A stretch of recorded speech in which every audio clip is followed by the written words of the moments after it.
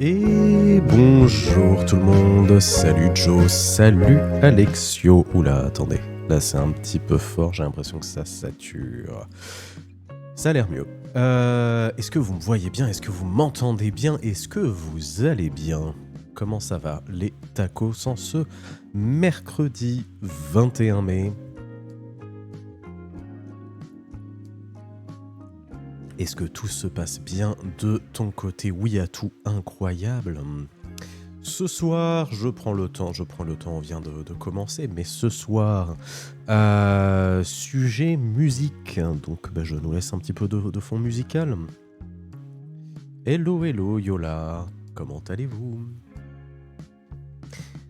Comme vous pouvez voir, j'ai essayé encore une fois d'améliorer un petit peu le set normalement, niveau lumière, niveau résolution d'image, niveau mise au point, on est un peu mieux que la dernière fois. Donc petit à petit, on s'améliore comme ça et j'espère que vous aimez ces changements parce que j'ai l'impression qu'on est, on est toujours sur la voie du progrès, c'est incroyable. C'est très beau, tant mieux alors. Vous aussi, vous êtes très beau, vous êtes très bello. C'est bien joli, incroyable. Aujourd'hui, pour changer, parce que j'ai l'impression de dire ça tous les mercredis, toi d'avoir mon nom écrit derrière sur le mur. Alors je le précise, attention, je vais faire une transition. Je précise que quand je dis écrire sur le mur avec vos tacs au point, je parle de ce mur. Je parle de graver votre nom éternellement sur l'écran d'attente. Donc voilà, vous aurez votre mot sur ce mur, ici, pas sur ce mur-là, parce que déjà c'est flou, donc vous n'allez pas voir votre mur, enfin votre nom sur ce mur si je le mets ici. Et surtout c'est ma bibliothèque, donc je vois pas trop comment je peux mettre votre nom ici, mais notre nom sur mon front, je peux aussi si vous voulez. C'est long pour avoir les 100 000 tac au point en fait. Bah ouais, en fait il faut interagir régulièrement dans le chat, il faut lâcher des abos, des subs, voilà. Mais c'était le goal ultime, donc je pouvais pas le faire trop facile. Mais oui, non, c'est donc bien sur cet écran d'attente, voilà. Mais ils seront bien affichés, bien lisibles, etc. Donc voilà. Si on se cotise ensemble, on peut avoir un nom partagé. Est-ce qu'on peut unir nos forces? Je sais pas si on peut donner des tacs au point. Donc je sais pas si vous pouvez le débloquer. Par contre, les prédictions permettent de vous faire gagner des tacs au point. Donc potentiellement, vous pouvez vous échanger comme ça des tacs au point. Mais bon, l'idée c'est justement de récompenser votre fidélité. Donc ça arrivera un jour, Taco Caros. Donc, mais après voilà, je le dis quand même pour celles et ceux dans le chat qui nous rejoignent et qui voudraient justement participer justement à ces tacos points, etc. Vous pouvez le faire en souscrivant à la chaîne, en suivant la chaîne, en lâchant un prime, en restant connecté aux différents lives, en mettant des messages dans le chat, en restant sur les raids, en offrant des bits, en offrant des subs, etc. Ça permet de faire pas mal. Et si vous voulez un truc un peu révolution, j'ai ça, sinon. Voilà. Qui est un emote de la chaîne de notre cher Mouf. Voilà. Bon, allez, on va passer à autre chose plutôt que les bêtises du chat. Donc ce soir, live sur l'industrie musicale, un milieu qui arrive à saturation. On va s'appuyer essentiellement sur la dernière enquête de Street Press. Vous connaissez Street Press si vous suivez régulièrement la chaîne. Et j'ai eu la chance d'avoir une petite interview. Est-ce qu'on peut avoir une émote taco cat avec des flammes? Alors non seulement vous voulez un taco, en plus vous voulez un chat, et en plus vous voulez des flammes, ça fait beaucoup. À voir, mais vous saurez que pour le moment, je ne peux plus ajouter d'emotes. Il faut que la chaîne grandisse pour que je puisse rajouter des emotes, simplement. On est limité en fait, et plus on a de subs, plus on a de follow, etc., plus on a accès justement à différentes emotes. Donc pour le moment, malheureusement, on est limité. Ou alors vous pouvez remplacer, mais bon, ce serait dommage de perdre des emotes. À quoi la tisane? Alors, ce soir, c'est la tisane. Les deux marmottes, fenouil, fenouil, verveine odorante, orangée, cannelle, camomille matricière et rose. Avec un petit peu de lait d'avoine, si vous voulez tout savoir. Bon, bref, là j'ai l'impression que le chat a hijacké le début de ce live. Donc je disais, on remplace Dino de droite parce qu'on n'aime pas trop les Dino. On parlera de ça, vous ferez une liste de doléances plus tard. Donc j'étais en train de dire, j'ai eu la chance de discuter avec Lina Rissi, qui est l'autrice de cette enquête pour Street Press, et je vais vous dévoiler dans quelques minutes la petite interview que j'ai eu la chance de faire avec elle. D'ailleurs, elle m'a indiqué que potentiellement elle aurait le temps de passer dans le chat ce soir. J'ai pas pu la voir en direct parce que on a tous besoin de nos soirées de repos et je respecte complètement ça. Donc elle ne sera pas avec nous en direct, mais j'ai quand même pu l'interviewer et je vous diffuserai un court extrait, en tout cas un court montage de notre discussion. Mais elle va peut-être passer dans le chat ce soir, donc elle sera peut-être là pour répondre à vos questions, pour interagir avec vous, si vous avez des questions à lui poser. Mais dans tous les cas, comme d'habitude, n'hésitez pas à poser toutes les questions que vous voulez. Je le rappelle, pour celles et ceux qui n'ont pas l'habitude de voir la chaîne, le principe des Blablactu, c'est que on va parler pendant 1h30, 2 heures, d'un fait d'actualité qui, moi, m'a intéressé durant la semaine, en vous montrant plein de sources, et d'ailleurs, on rappelle la petite commande source où vous pouvez retrouver les sources utilisées pour la préparation des lives. Mais l'idée, c'est vraiment de prendre le temps de s'informer ensemble, de consulter différentes sources, de poser des questions, même si c'est des questions très basiques. Comme ça, on va prendre le temps de se renseigner, de vérifier les infos, de poser des questions, d'échanger, de discuter, de se contredire, etc. Tant qu'évidemment, on est dans le respect des règles du chat. Comme d'habitude, sur les Blablactu, je ne suis pas expert des sujets évoqués, simplement je me suis renseigné en consultant des sources, mais si vous avez des sources complémentaires à partager dans le chat, n'hésitez pas, les liens sont autorisés, tant que vous n'en abusez pas évidemment. Mais vous pouvez aussi tout à fait me contredire, poser des questions, ajouter des témoignages, etc., etc. On est là pour discuter, pour prendre le temps de se renseigner et pour finir plus informés tous et toutes ensemble. Joe, tu dis bravo pour l'entrevue, même avant de la voir, d'avoir fait ce travail, c'est vraiment top. Eh ben, merci beaucoup. Et c'est pour ça aussi que j'indique régulièrement que faire cette chaîne, pour moi, c'est aussi la volonté justement de mettre en lumière le travail d'autres journalistes qui me paraît intéressant, de discuter avec les amis, d'inviter des gens que je trouve pertinents, intéressants, etc. Et j'aimerais bien justement faire un peu plus ça, inviter plus de gens sur la chaîne, discuter avec des gens, etc. Donc, si c'est quelque chose qui vous plaît et que vous aimez, n'hésitez pas à soutenir la chaîne. Et oui, toujours un petit plug plus ou moins commercial, on va dire. Avec la commande soutien, vous avez toutes les actions que vous pouvez réaliser si vous souhaitez soutenir mon travail et permettre à la chaîne de continuer à vivre et de me permettre justement de débloquer du temps aussi pour continuer à faire ce travail d'invitation, d'interview, de préparation, etc. Voilà. Alors, rentrons un petit peu dans le sujet de ce soir. Aider à payer les tisanes, exactement, il y a un gros budget tisane. Je vais couper la musique déjà, parce que sinon je ne m'entends plus penser. Je vais activer les sous-titres, puisque je n'avais pas activé les sous-titres, c'est un mauvais réflexe, mais ça y est, ils sont activés, on est parti. Et je vais passer en mode vue de navigateur tout de suite pour vous permettre de commencer à voir les différentes sources utilisées pour ce live. Encore une fois, je sais que c'est un live qui intéressait pas mal de gens qui n'ont pas l'habitude de voir mes lives, donc je rappelle, si vous souhaitez interagir dans le chat, il faut d'abord suivre la chaîne et ensuite vous aurez un time-out de 10 minutes qui vous permettra de poser vos questions. N'hésitez surtout pas à n'importe quel moment à commenter, à poser des questions, à échanger dans le chat, à rajouter des infos, etc. Les Blablactu, c'est vraiment l'objectif de discuter ensemble, de s'informer ensemble.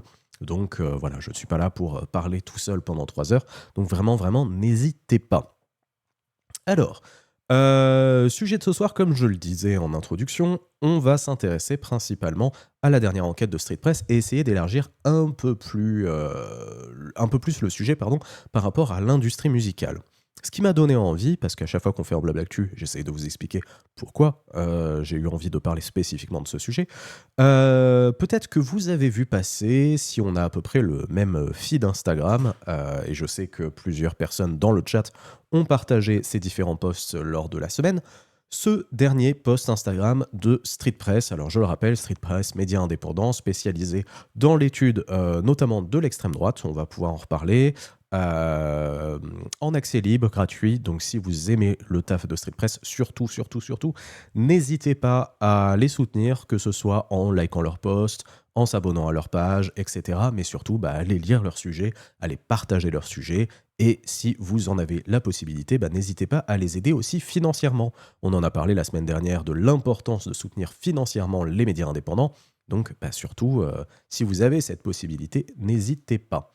Donc peut-être que vous avez vu passer ce petit post de Street Press, la carte qui dévoile comment des milliardaires s'accaparent l'industrie musicale en France. En partenariat avec le syndicat des musiques actuelles, Street Press dévoile la carte qui montre comment une dizaine de grandes fortunes se partagent l'industrie musicale en France. Alors vous pouvez voir cette petite carte. Attendez, on va vous lire le texte. Après la presse et l'édition, une poignée de grandes fortunes mettent la main sur la musique et les festivals. Le syndicat des musiques actuelles, SMA, en partenariat avec Street Press, publie une cartographie pour alerter sur la concentration en cours en France. Vous voyez, on revient à cette question de la concentration. Si vous avez suivi le live de la semaine dernière, vous voyez qu'il y a une tendance générale, on va dire.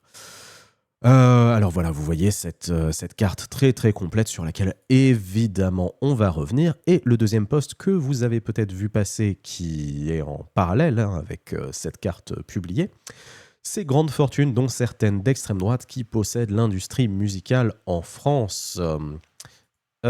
Quel fan est au courant qu'il rémunère 2 fois Vincent Bolloré quand il va à l'Olympia à Paris pour voir Juliette Armanet? Combien d'entre nous savent qu'écouter Vald sur scène ou aller au festival Lollapalooza enrichit le géant Live Nation dirigé par un libertarien américain? On vous dit qui détient les festivals où vous irez cet été.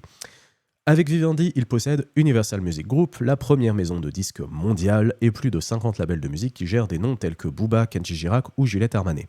Mais aussi la mythique salle de concert parisienne l'Olympia, les Folies Bergères et le Casino de Paris depuis qu'il a pris le contrôle de Lagardère en 2023. John C. Malone, américain, il a financé la dernière campagne électorale de Trump à hauteur de $500 000. Propriétaire de la multinationale Live Nation, le libertarien convaincu gère les concerts des plus grandes stars comme Beyoncé, Kendrick Lamar, Lady Gaga, ainsi que la billetterie Ticketmaster et la chaîne de festival Lollapalooza. Philip Anschutz, américain, soutien historique de Trump, son entreprise AEG gère les tournées de Céline Dion, Isolde ou Tyler the Creator et possède l'Accor Arena ou le Bataclan à Paris. En plus de la moitié du festival Rock en scène, il a la main sur 25 autres événements comme Coachella aux États-Unis. Sa fortune sert à financer des organisations contre les droits LGBT, contre l'avortement, contre la lutte pour l'environnement et pour le port d'armes à feu.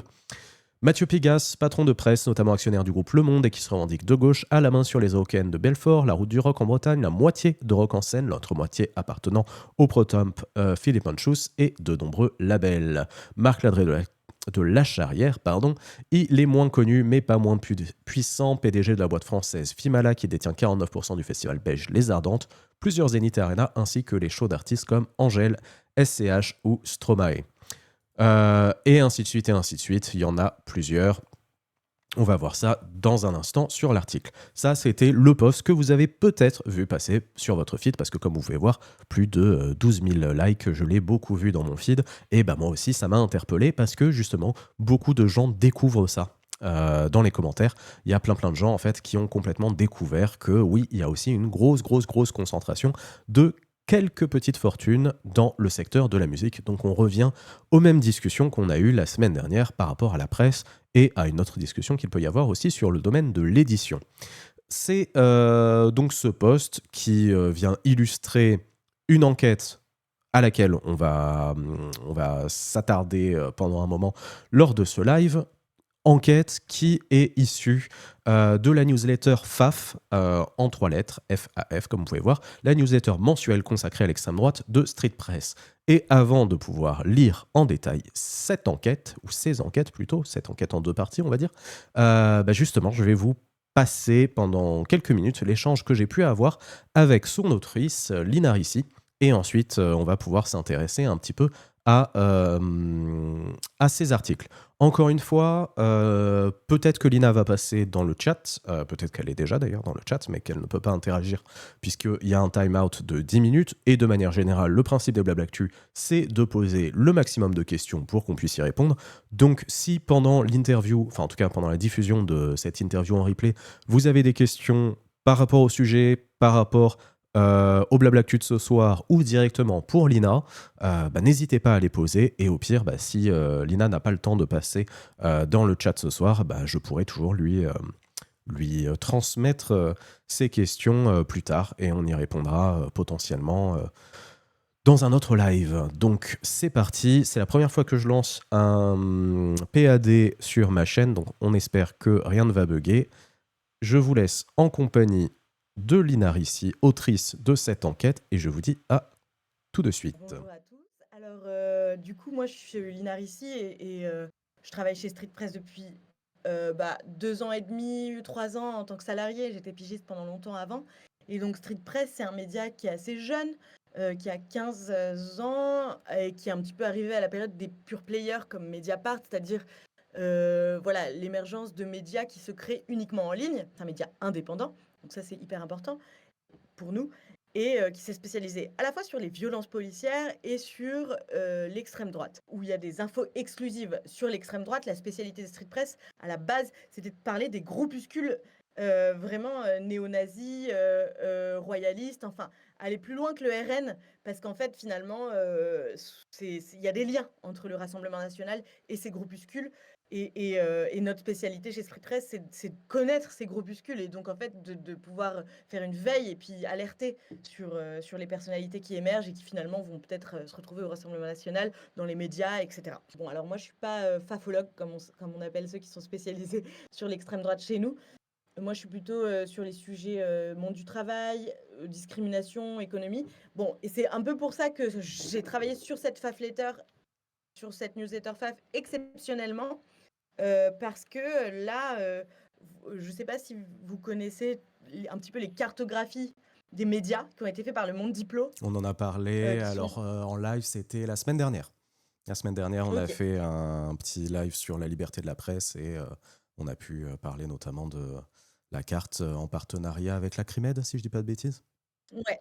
Ouais, ouais, c'est une carte qui est très utile pour comprendre et qui évolue, hein, pour comprendre à qui appartiennent les médias. Bon, alors, ces dernières années, c'est d'autant plus important quand on voit la place que Bolloré prend. Et il y a ensuite la carte de l'édition qui est sortie il y a pas longtemps avec, pareil, les milliardaires, qui achètent l'édition, Bolloré qui achète beaucoup de maisons d'édition. Alors Fayard va être la maison d'édition idéologique où, d'ailleurs on en parle dans la newsletter FAF de Fayard aussi, pour voir un petit peu ce que c'est devenu. Depuis le rachat par Bolloré, c'est vraiment devenu une maison d'édition, qui édite, beaucoup de réac, voilà. Mais en fait, il a aussi plein d'autres maisons d'édition qui n'ont pas changé de couleur idéologique, mais en fait, ça pose question. Parce que si un jour il décide de le faire, il peut. Et donc, c'est pour ça que, contacté par le syndicat des musiques actuelles, depuis 2022, qui font cette campagne Vous n'êtes pas là par hasard, Ouais. pour alerter, c'est un terme capitaliste, mais voilà, les consommateurs de la culture musicale, des festivals surtout, parce qu'en fait, c'est des festivals indés qui ont lancé cette carte, cette campagne Vous n'êtes pas là par hasard, mais aussi les acteurs du monde de la musique, parce qu'en fait, même les acteurs du monde de la musique, que ce soit les artistes, les programmateurs, sont pas toujours hyper conscients, contrairement à ce qui est le cas dans le monde des médias ou de l'édition. Il y a moins de conscience de l'importance des milliardaires sur le secteur. Et bien voilà, quand ils nous ont proposé de publier en exclusivité leur carto cette année, mise à jour, on a trouvé que c'était hyper pertinent, sachant que là, c'est des FAF internationales, parce qu'en fait, il va y avoir Bolloré qui est présent avec Universal Music, et des salles comme l'Olympia, mais il y a aussi des Américains comme Philippe Anschutz de AEG, qui est un Américain proche de Trump, qui a financé sa campagne la dernière et qui finance des lobbies anti-avortement, pro-armes à feu, voilà. Mais aussi le patron de Live Nation, John Malone, qui pareil, a financé la campagne de Trump, lui aussi, qui finance aussi, qui est aussi le propriétaire de Coachella, mais aux États-Unis, il y a une conscience depuis 2016 de ces accointances idéologiques et du coup un peu d'appel au boycott de ce festival californien très connu. Bref, on trouvait que c'était pertinent d'éditorialiser avec d'éditorialiser à la street press, c'est-à-dire en mode combat contre l'extrême droite et ses milliardaires d'extrême droite, avec le SMA et de joindre nos forces pour alerter le public. Et vu les retours de nos lecteurs, ça marche parce que vraiment, voilà, il y a un petit côté ah, on savait pas. Ouais. Et oui, le fait de savoir que l'Olympia, le Bataclan, tous ces lieux-là financent des milliardaires d'extrême droite, c'est important. De toute façon, Bolloré, on le connaît bien maintenant en France. On connaît sa chaîne CNews et donc l'agenda politique est assez clair. Alors, bon, dans la musique, pour l'instant, il n'y a pas d'orientation politique dans les artistes qui sont promus par Universal Music ou par. Mais en réalité, rien que le fait que ce soit des gros groupes capitalistes, il y a une uniformisation de la musique qui arrive forcément, puisque l'intérêt est uniquement court-termiste et financier. Donc, évidemment que enfin, voilà, la création musicale uniquement capitaliste, ça reste nuisible. Et l'extrême droite, d'ailleurs, j'ai regardé toute une commission parlementaire sur les festivals et leur évolution. Les députés Rassemblement national n'ont aucun intérêt pour la culture sans visée capitaliste. Par exemple, une des interventions du Rassemblement national pendant cette commission parlementaire, c'était de dire, nous, on en a marre de financer le festival d'Avignon, donc de théâtre, parce que c'est hyper cher, ça rapporte rien. Voilà, donc en fait, on voit bien que les intérêts capitalistes et les intérêts de l'extrême droite sont alignés. Donc forcément, mettre toute la culture entre les mains de capitalistes d'extrême droite, alors là, voilà, c'est toujours un mauvais signal pour la culture. Il y a des alternatives, hein, c'est pas juste, voilà, non, il y a des festivals indés, notamment les 200 festivals qui sont membres du SMA et qui sont dans cette campagne Vous n'êtes pas là par hasard. L'idée, je ne l'ai pas forcément écrit, mais voilà, l'idée, c'est aussi d'aller vers ces alternatives, de continuer à soutenir les acteurs indés de la musique. Il y a quand même de l'espoir, comme le dit le chercheur Mathieu Barrera, qui est l'auteur de cette carto. En vrai, c'est un appel à la résistance plus qu'un constat d'échec, parce que la France reste hyper diverse culturellement, avec une richesse grâce à notre modèle culturel fait de subventions et d'exceptions culturelles à la française. En fait, en vrai, il y a quand même encore beaucoup de festivals indés, d'initiatives indépendantes. Voilà. Bonjour à tous. Alors, Attention, moi, je ça suis se remet en Lina. boucle. Voilà, donc vous avez pu voir une partie de l'échange que j'ai pu avoir avec Lina. L'échange a duré à peu près 30 minutes, mais entre différents bugs techniques et le fait que je voulais pas non plus tout vous spoiler par rapport au sujet qu'on va évoquer ce soir. Voilà, ça vous donne un petit peu une idée. Je trouve que ça résume bien globalement leur enquête et pourquoi Street Press s'est intéressé à ça. Donc merci encore beaucoup à Alina d'avoir pris le temps. En plus, ça s'est fait, je vous raconte un peu les coulisses de la chaîne, hein, mais ça s'est fait vraiment au dernier moment parce que j'ai vu l'enquête publiée lundi. Dès le lundi, je lui envoie un message. Sans que ce soit prévu hein, d'ailleurs de l'inviter et en fait très vite elle a répondu en me disant que bah non c'est super, ça met en valeur le travail de Street Press, donc merci beaucoup Alina, merci beaucoup à Street Press. Donc encore une fois, si vous voulez soutenir le travail de Street Press parce que c'est un travail qui vous intéresse et que vous voulez soutenir, surtout n'hésitez pas vraiment. Vous avez le petit lien pour soutenir. D'ailleurs, je vais le mettre tout de suite en épinglé. Comme ça, si jamais, voilà.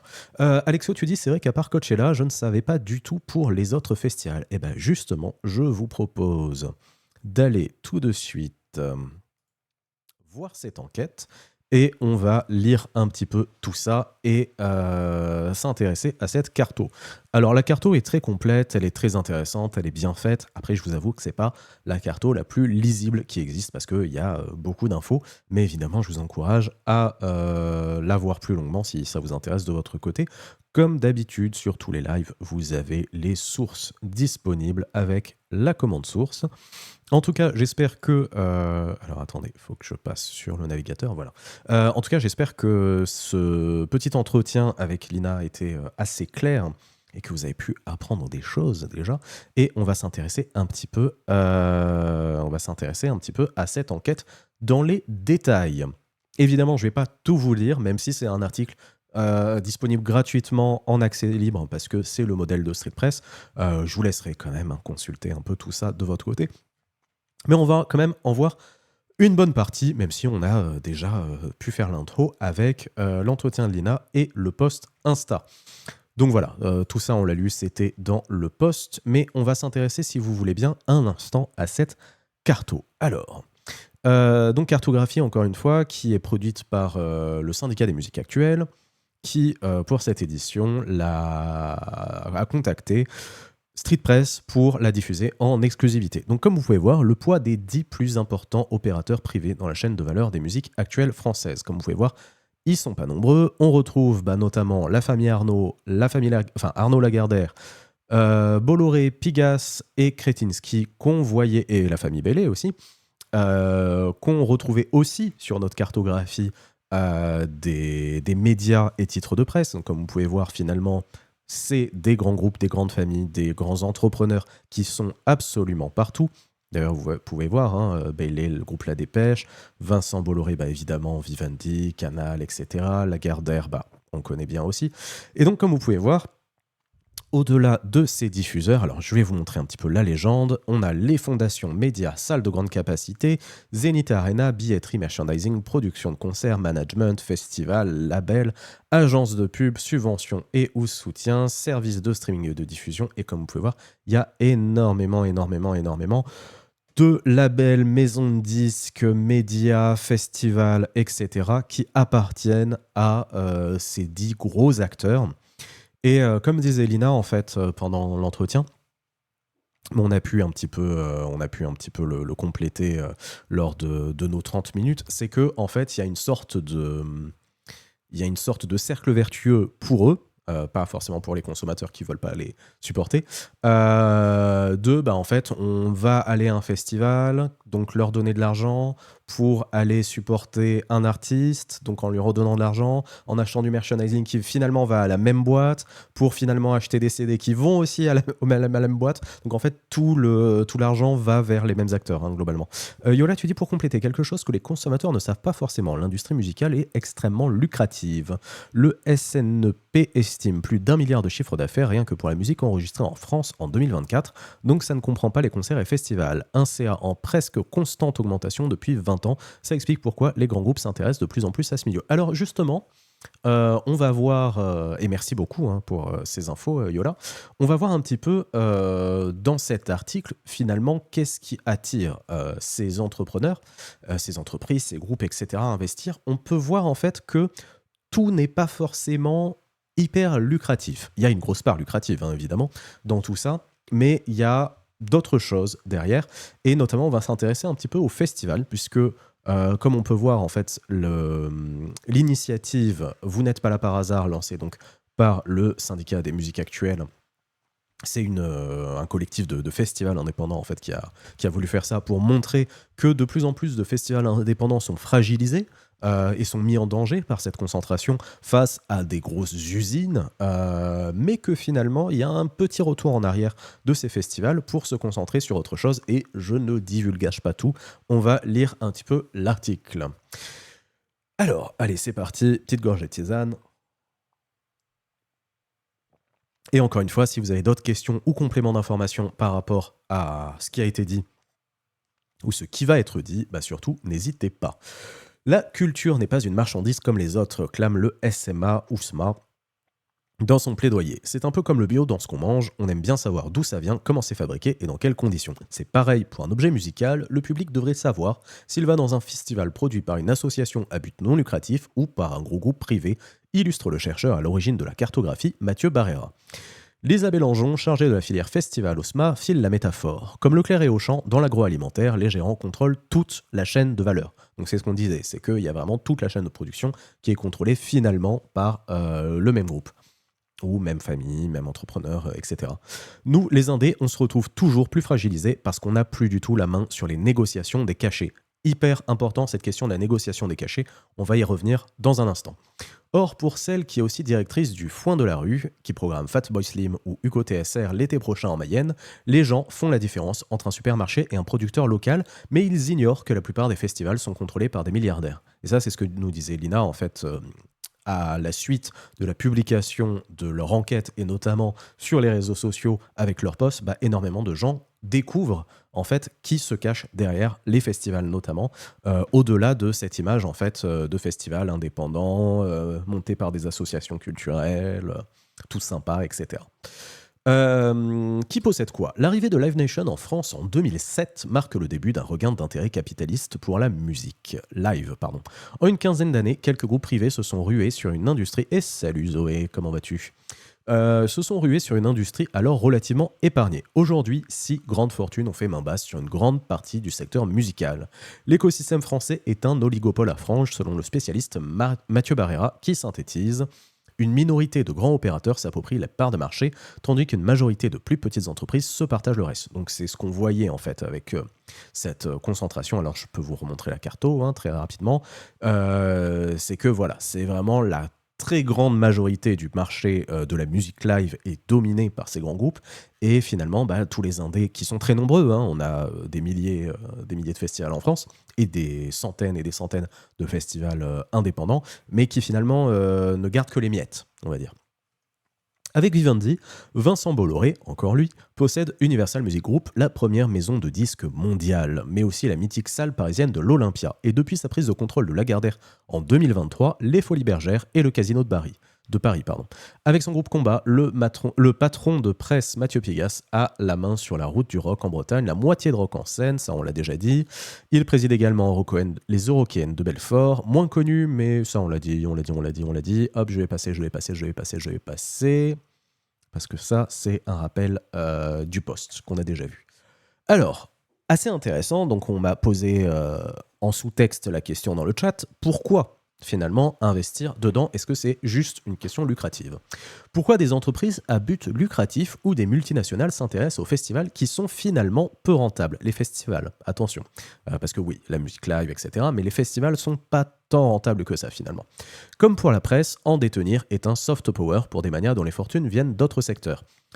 Petite explication rapide du soft power. Qu'est-ce que c'est le soft power? C'est investir finalement dans les industries culturelles pour avoir une présence, on va dire, dans le paysage médiatique et dans le paysage mental aussi des gens. Avoir du soft power, c'est finalement imposer une certaine vision, une certaine idéologie, avoir une présence mentale, on va dire, dans l'esprit des gens. Et donc, voilà, c'est par le biais culturel. Mais l'intérêt reste tout de même économique, explique Stéphane Kraniewski, président du SMA. La stratégie de ces groupes se rapproche du 360 degrés. Ils essayent de maîtriser l'ensemble des maillons des chaînes de valeur, du développement de l'artiste à la tournée, en passant par la billetterie et la communication pour que ça limite les risques et que ça leur apporte forcément. Donc c'est ce qu'on disait tout à l'heure, c'est que finalement, en allant voir tel artiste, en achetant tel merchandising, en achetant tel disque de tel groupe ou tel artiste dans telle salle, finalement, en fait, vous allez donner de l'argent à chaque fois au même groupe, finalement. Yola, tu dis un bilan intéressant sur les festivals français en 2024 qui complète l'article. Eh bien, super, merci beaucoup. On va pouvoir peut-être ajouter ça aux sources. Je vais diffuser ta source tout à l'heure, si tu veux bien.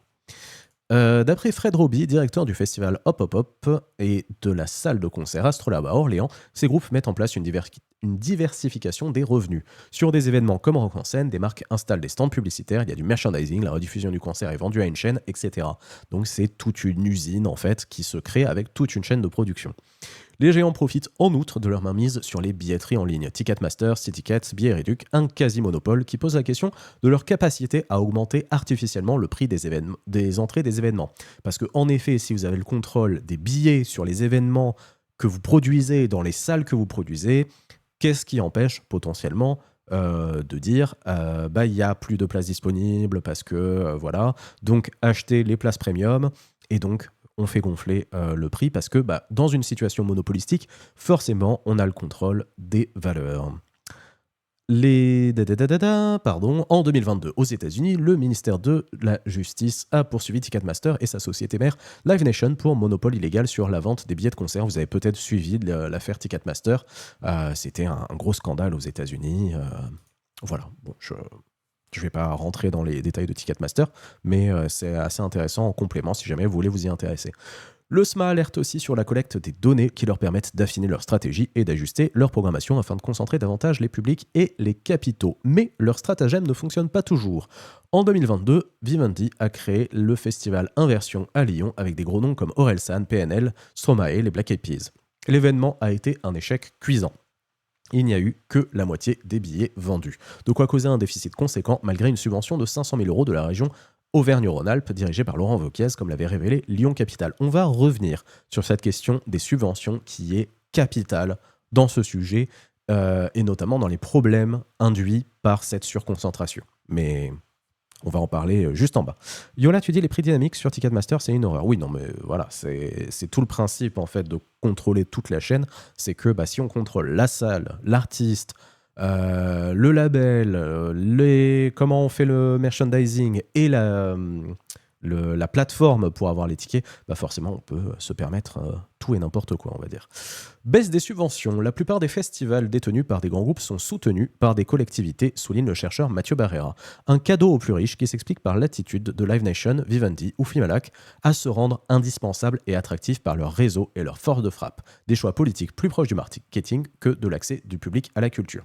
Donc là, pour résumer, et je vais reprendre un petit peu les mots de Lina, notamment lors de notre entretien que je n'ai pas mis dans le montage, comme expliqué, finalement, il y a une sorte de détournement d'argent de fonds publics, puisque ces gros groupes créent souvent des associations culturelles, et donc en tant qu'associations culturelles peuvent prétendre à de nombreuses subventions, notamment régionales, au profit de l'ouverture à la culture et dans une logique justement d'accès populaire à la culture, mais finalement en fait c'est complètement dans une logique de rentabilité capitalistique, et donc ces gros festivals, ces gros groupes qui ont déjà une force de frappe immense, pompent allègrement les sous des collectivités et les subventions au détriment évidemment des plus petites structures, des petits festivals indépendants qui veulent se lancer, etc., qui sont obligés de se partager en fait la part du gâteau avec ces immenses usines. Et donc forcément, ça pose aussi des problèmes de répartition évidemment des subventions, mais aussi des problèmes politiques, puisque qu'est-ce qui va décider que tel ou tel festival a accès à telle ou telle subvention en fonction de leurs besoins? Forcément, quand vous avez une grosse machine derrière, qui a un réseau, qui a implanté, etc., vous allez avoir d'autant plus de facilité à créer des liens qui vont vous permettre d'avoir accès à des subventions. Donc encore une fois, il y a beaucoup de parallèles avec le live de la semaine dernière par rapport aux titres de presse et aux médias, où on pouvait voir que finalement, un faible nombre de médias captaient un grand nombre de subventions. Et dans le secteur de la musique live et dans le secteur culturel, c'est le même problème, voire même à une échelle beaucoup plus importante. En face, les festoches indés qui observent chaque année une diminution globale des subventions publiques et l'inflation globale font la gueule. Celui dirigé par Lisa Bélangeon a lieu en Pays de la Loire, région dont la présidente Horizon, Christelle Morancé, a tout bonnement supprimé les subventions pour la culture en 2025. Ça a été hyper violent, raconte la membre du SMA, il y a un vrai risque de disparition de festivals indépendants. Au-delà de ça, donc évidemment là on a évoqué un autre sujet, à savoir cette répartition des subventions, voire une disparition des festivals indépendants qui n'ont plus ces subventions. Et Dieu sait que je connais les difficultés d'une asso à perdre toutes ces subventions et donc de pouvoir trouver des nouvelles sources de financement. Il y a aussi donc l'uniformisation et l'explosion des cachets expliqués dans l'intro et donc sur lequel on va revenir. Le résultat de cette concentration est l'uniformisation des rendez-vous musicaux qui se partagent les mêmes têtes d'affiche. Peut-être que vous avez vu ça, et moi ça me fait péter un câble de le constater aujourd'hui. Aujourd'hui, quand vous regardez un petit peu les progs des festivals par rapport à quelques années, vous retrouvez les mêmes artistes, les mêmes groupes partout. En gros, c'est une année, vous allez avoir les mêmes artistes dans tous les festivals français. Alors qu'avant, un peu chaque festival avait sa prog, son identité, certains artistes allaient dans tel festival ou pas. Là, malheureusement, il y a quand même une grosse uniformisation. Certains acteurs vont jusqu'à les reproduire à l'identique d'un pays à l'autre, à l'image du festival Lollapalooza, importé de Chicago au Chili, au Brésil, en Argentine, puis à Paris depuis 2017 par Live Nation. La conséquence est aussi l'explosion des cachets des gros artistes, comme celui de l'américaine Billie Eilish en 2023, rémunéré 1,5 million d'euros pour son passage à Rock en Seine. Des montants avec lesquels les festivals indépendants, même les plus gros, peuvent difficilement rivaliser. Parce que forcément, plus les cachets des artistes vont être importants parce que ces gros groupes, notamment Universal, peuvent se le permettre, plus les artistes, les groupes, etc. vont être habitués à avoir ces immenses cachets, et plus forcément des festivals indépendants ne peuvent pas faire venir des têtes d'affiche, ou peuvent faire venir genre une tête d'affiche, et on est face à un public de plus en plus frileux de découvrir des nouveaux artistes. Et donc, on assiste à cette uniformisation de la culture, de la musique et des concerts live. Le vrai danger, c'est quand des gros groupes privés prennent des parts dans des festivals qui restent associatifs et bénéficient de subventions, donc ça on en a parlé, d'abattements fiscaux et peuvent avoir des bénévoles. Parce que oui, ce n'est pas parce que vous avez des grosses subventions, ce n'est pas parce que vous avez énormément d'argent derrière et des gros groupes que vous ne faites pas appel à des bénévoles. Yola, tu dis PS, ce n'est pas parce que les cachets augmentent que les artistes sont nécessairement mieux payés, c'est les boîtes de prod qui encaissent généralement, il n'y a que les grosses têtes d'affiches qui voient la différence le plus souvent. Oui, bien sûr, c'est justement, en fait, c'est ça qui est hallucinant, c'est que ces maisons de disques qui détiennent les artistes, qui détiennent les labels, qui détiennent les salles de concert, qui détiennent les festivals, qui détiennent le merchandising, qui détiennent les événements et les tickets, augmentent les cachets pour se rémunérer encore plus en pompant des subventions pour gagner encore plus d'argent. Donc en fait, c'est limite une pyramide de Ponzi, quoi, le truc. Si une asso forme ses bénévoles, elle peut même prétendre à des subventions. Oui, justement, c'est justement ce qu'on disait, c'est que c'est ce qui est marqué d'ailleurs, dans des festivals qui restent associatifs et bénéficient de subventions, d'abattements fiscaux et peuvent avoir des bénévoles. Donc ces immenses groupes comme, par exemple, pour ne citer que ça, Universal, peuvent monter des assos culturels pour monter des festivals, pour avoir et des subventions des régions qui ne vont en tout cas moins aller à des festivals indépendants, avoir de l'abattement fiscal et compter sur le travail de bénévoles. Donc là, on est vraiment dans un schéma absolument incroyable pour se faire plus d'argent. Notre Jérôme Tréorel, directeur des Vieilles Charrues, un des plus gros festoches de France. Il pointe aussi le risque d'abus de position dominante quand les indés doivent négocier une tête d'affiche avec un acteur qui est également tourneur et va préférer placer son artiste dans sa salle de concert. L'inflation des cachets des têtes d'affiche révèle plus de la spéculation que d'autres choses, estime le président du SMA, Stéphane Kraneski. Il en résulte une part des budgets artistiques dévolus aux têtes d'affiche plus importante qui laisse moins de budget pour les artistes émergents et intermédiaires. D'autant que les opérateurs ont compris qu'ils gagneraient davantage en acquérant des zéniths et des arénas pour attirer les fans d'un grand nom à chaque date, plutôt que des festivals où se produisent des dizaines d'artistes différents. Alors là, je fais une parenthèse, parce que Lina ne l'a pas mis dans son article, elle me l'a dit lors de l'entretien, mais je ne l'ai pas mis dans le montage que je vous ai fait, pour une raison très simple, c'est qu'il y a eu un petit problème technique qui fait que l'image est vraiment dégueulasse en fait sur cette partie de l'entretien, mais elle m'expliquait en fait qu'en faisant son enquête, on lui a dit que ce mouvement en fait d'investir dans des zéniths et des arénas, ça s'est fait lors du Covid. Pourquoi ? Parce que lors du Covid, évidemment, comme vous le savez, il y a eu énormément d'annulations de festivals. Un festival, c'est très coûteux, c'est très long à mettre en place, etc. Donc, il y a eu un report, en fait, des artistes qui devaient se produire dans ces festivals, dans les zéniths et les arénas. Donc, forcément, qu'est-ce qu'on fait ? Ces groupes culturels, l'industrie musicale de manière générale, ils ont investi massivement dans les zéniths et les arénas pour faire des concerts de façon assez massive pendant l'été. Ce que m'expliquait Lina, en fait, c'est que avant l'été, globalement, c'était chasse gardée pour les festivals et les zéniths et les arénas, c'était plus période scolaire, on va dire, et que finalement, il y a eu un renversement de la situation où maintenant, on trouve énormément de concerts l'été dans les zéniths et les arénas, et on part en fait justement de ces gros festivals où on découvre plein d'artistes, etc., pour rester en fait sur cette forme de faire tourner à fond les grosses têtes d'affiche, les grosses rémunérations dans des grosses salles, etc., tout au long de l'année. Voilà. C'est le cas de Vivendi qui a finalement revendu Garo Rock et Brief Festival en Corrèze. Autre hic, précise Stéphane Kraniski, les concerts dans les stades ne jouent pas le rôle de créer du lien entre les gens et de les amener à aimer des musiques qu'ils ne savent pas encore qu'ils vont aimer. Donc justement, c'est cette question d'uniformisation où forcément si on va voir que des têtes d'affiche dans des salles fermées, on a plus de mal à découvrir de nouveaux artistes émergents. Ça peut être le cas potentiellement sur des premières parties, mais ça reste très limité parce que généralement les premières parties, c'est choisi justement par les labels qui veulent mettre en avant le nouvel artiste, etc. Donc il y a moins cette diversité et ça fragilise d'autant plus l'industrie musicale qui essaye de faire monter des groupes un petit peu indépendants, qui essayent de faire découvrir d'autres choses, etc. Dans ce qui était avant l'esprit festival, on va dire. Reste que le paysage français est loin d'être au niveau de concentration du Royaume-Uni ou de Belgique, où les festivals indés ont quasiment disparu. Avec sa carto, le SMA lance un appel à la résistance. Pour Mathieu Barrera, malgré les difficultés, on a la chance d'avoir énormément de festivals indés à taille humaine qui défendent des valeurs fortes, c'est précieux. Voilà pour la fin de ce premier article. Encore une fois, si vous avez des questions, des commentaires, une contradiction, un témoignage, etc., surtout n'hésitez pas.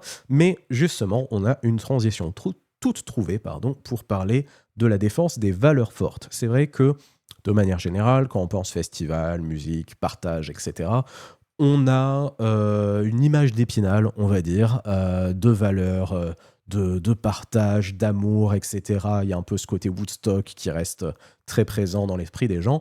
Eh bien, parlons-en des valeurs, parce que évidemment, quand on parle grand milliardaire et entreprise capitalistique, etc., c'est souvent pas très jojo. Et donc, passons à la deuxième partie de cette enquête de Street Press, toujours écrite par Lina Ricci, avec Bolloré et Desprotrum se partagent la musique française. Évidemment, on va répéter certaines infos qui ont pu être dites avant, mais comme on le sait, la répétition, c'est le meilleur outil d'apprentissage. Un catho réac à l'origine de la droitisation de plusieurs médias comme CNews, un mania du pétrole anti-LGBT+, ou un libertarien qui déteste les impôts, ces 3 milliardaires possèdent nos artistes, concerts ou festivals privés. On sait très bien que la plupart des hommes d'affaires présents sur cette carto sont de droite, voire d'extrême droite, glisse Mathieu Barrera, donc le chercheur à l'origine de la cartographie publiée par le SMA. Alors voilà, ça on en a déjà parlé, vous voyez la carto. Je prends une gorge de tisane. On ne présente plus le premier boss d'Universal Music Group, la première maison de disques mondiale. Le milliardaire breton de 73 ans a fait fortune en reprenant l'entreprise de papeterie paternelle et dans la logistique, notamment en Afrique. Son groupe Vivendi est aussi la maison mère d'Havas, l'une des plus grosses agences de publicité et de communication du monde. Depuis 2016, Vincent Bolloré s'est imposé dans les médias en rachetant Canal+ et iTélé, renommée CNews. La chaîne d'info en continu est devenue une machine de propagande d'extrême droite qui a contribué à promouvoir son ex-vedette, l'éditorialiste identitaire Éric Zemmour, comme candidat à l'élection présidentielle de 2022. Il est à la tête de plus en plus de médias qui polarisent le débat public, du Journal du Dimanche à Europe 1 et des maisons d'édition, dont Fayard. D'ailleurs, j'en profite pour dire que Street Press a aussi consacré un article récemment à Fayard. Donc si ça vous intéresse aussi de parler de l'univers de l'édition, je vous encourage aussi à aller consulter cette enquête. L'homme d'affaires qui a personnellement œuvré au rapprochement entre le Rassemblement national et l'ex-baron de la droite Éric Ciotti lors des dernières élections législatives. Alors oui, ça, si vous vous en souvenez pas, très marrant, on se comprend. Éric Ciotti a prévenu Vincent Bolloré de son rapprochement avec le RN avant d'informer ses collaborateurs au sein des Républicains. Vincent Bolloré était au courant de la scission de Ciotti avec les de la scission, non, techniquement, il a voulu rester avec les Républicains. Mais en tout cas, Vincent Bolloré était au courant avant avant les Républicains du rapprochement avec le RN. Donc c'est quand même assez lunaire. Voit son empire médiatique porter l'extrême droite aux portes du pouvoir. Le volet musical de son portefeuille comprend des salles de concert comme l'Olympia à Paris et plus de 50 labels de musique qui gèrent des noms tels que Booba, Kenji Girac ou Juliette Armanet. Adepte de la synergie entre les différentes branches du groupe, Vivendi peut faire rayonner ses artistes sur les chaînes du groupe Canal et les nombreux autres médias Bolloré en utilisant l'expertise d'Havas. Donc encore une fois, là on est pour... encore une fois, une entreprise capitalistique, etc., dans un cercle vertueux où on promeut avec nos outils nos artistes sur nos chaînes, de nos labels, dans nos événements, dans nos salles. Donc, il y a vraiment un truc assez incroyable. Joe, tu dis, il n'y a pas eu un truc similaire pendant la dissolution, genre pro était au courant avant le gouvernement ou un truc dans le genre. Alors ça, je ne sais pas, ça ne me parle pas. Je voudrais pas donner une fake news comme ça en direct, mais peut-être. C'est probable. Après, ce qui est certain, et ça c'est une enquête du Monde qui l'a révélé, c'est que plusieurs proches de Macron étaient au courant de la dissolution avant. C'était le cas notamment de Darmanin, mais ce n'était pas le cas notamment du Premier ministre à ce moment-là, à savoir Gabriel Attal. Et ça a été révélé dans l'enquête du Monde. Et justement, ça a créé apparemment pas mal de dissensions dans le camp politique. Pour pro, je suis pas certain, en tout cas je n'ai pas la mémoire de ça, mais en effet il y avait un cercle d'initiés proche du président qui était au courant, alors que dans son gouvernement, d'autres n'étaient pas du tout au courant de la dissolution. Mais encore une fois, voilà les infos dont je dispose et celles dont je ne dispose pas, donc que je ne peux pas confirmer. Anti-avortement et anti-impôt, tiens c'est très sympa comme intertitre. Sans doute cet héritier français se trouverait-il des accointances idéologiques avec son homologue américain Philippe Anschutz, si les deux hommes étaient amenés à prendre un café après avoir discuté du contrat d'Ed Sheeran ou d'Ariana Grande. Proprio à moitié avec la mairie à Paris, la mairie de Paris, de la salle de concert de Bercy, Accor Arena depuis 2019 et du Bataclan depuis 2022, le très conservateur patron du très progressiste festival Coachella, comme le décrit Le Monde en 2022, a construit son empire dans le pétrole. Il détient également 50% du festival parisien Rock en scène et produit les concerts de dizaines d'artistes, dont les Français Ise, Polo et Pan ou Céron. Pendant son temps libre, l'américain Philippe Anschutz, 85 ans, finance des organisations qui lui tiennent à cœur, contre les droits LGBTQIA+, contre l'avortement, contre la lutte pour l'environnement et pour le port d'armes à feu. À partir de 2016, la médiatisation de ses engagements conservateurs dans la presse américaine a entraîné des appels au boycott de son festival californien Coachella. Il faut dire que la 125e fortune mondiale, selon Forbes, est un soutien historique du président américain Donald Trump. En 2020, il a financé sa campagne électorale à hauteur de 400 000 $. C'est toujours moins un chouette type, exactement. C'est toujours moins que le libertarien convaincu John C. Malone à la tête de Live Nation qui a sorti de sa poche 500 000 $ pour soutenir la dernière campagne trumpienne. Surnommé le cow-boy du câble ou Dark Vador, le milliardaire a fait son beurre dans les télécommunications avant de devenir le plus grand propriétaire foncier des États-Unis et d'acquérir la Formule 1.